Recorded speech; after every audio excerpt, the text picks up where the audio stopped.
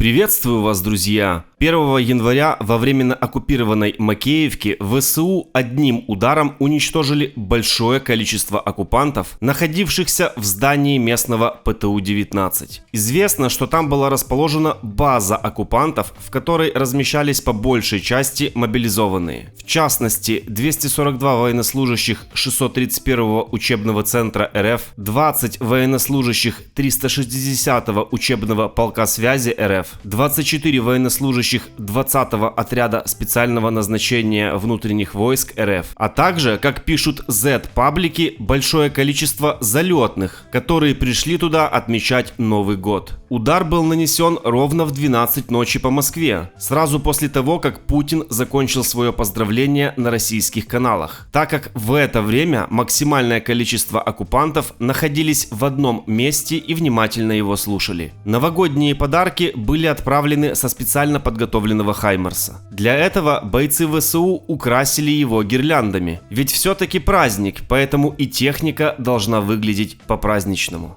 Вірте в Збройні сили, вірте в волонтерів, вірте в український народ.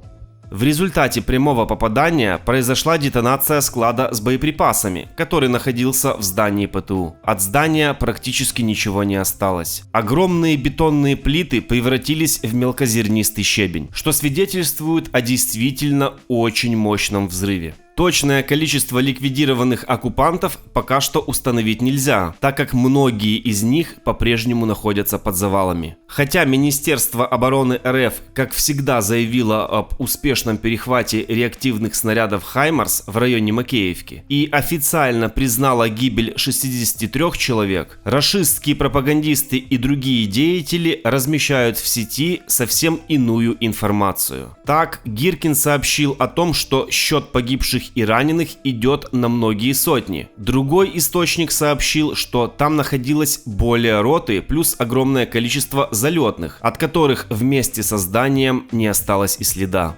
Удивляют комментарии россиян, которые пишут: «Какая боль? За что? За что наших ребят? Господи, что ты творишь?» Вы серьезно? За что ваших ребят? Они действительно живут в какой-то параллельной реальности, созданной для них Первым каналом. Еще и Господа умудряются обвинять. Но есть и те, кто считает, что 600 человек для России это немного. Ведь в запасе есть еще 25 миллионов мобилизационного резерва. Как у них любят говорить, бабы еще нарожают. А пока орки отдают свои жизни за Путина, Газманов, который его поддерживает обеими руками и который агитировал орков отдавать свои жизни за кремлевскую элиту, за дворцы и за яхты, в новогоднюю ночь поет песни и пляшет не для российских солдат где-то там на передовой, а в теплом и солнечном Дубае. А на вопрос гостей, поддерживает ли он войну, он просто отмахивается рукой и говорит: «Ребята, дайте отдохнуть». Скажи, что ты за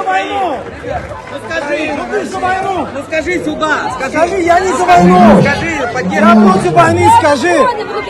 Ребят, дайте отдохнуть! А я ясные дни поем